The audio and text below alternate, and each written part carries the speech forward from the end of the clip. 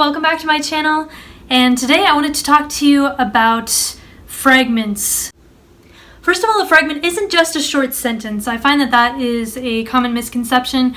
A full sentence can actually be just one word if it is a command, like run, or an exclamation, like wow. So that's not what I'm talking about. I'm talking about sentences that should be complete sentences but aren't. They're just fragments of sentences. An actual fragment is missing one or more of these three things: a subject, a verb, and making complete sense on its own. Every complete sentence needs to have those three things in order to be a complete sentence. The definition of a fragment is something that is missing at least one of those elements. So here are a smattering of examples of sentences that could legitimately be considered fragments. Which I knew. If he came, a gun, of course. That guy, really? That he could bring me to the island of misfit toys.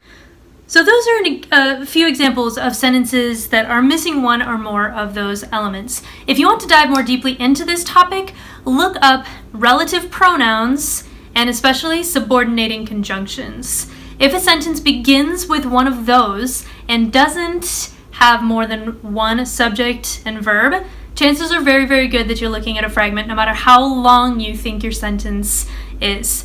Now, in general, you should avoid using fragments. You should use complete sentences instead, but there are some exceptions to that rule. Like, if you're going to use fragments, use them sparingly. You should really only use fragments for dialogue. Very often they come up in dialogue. And for effect.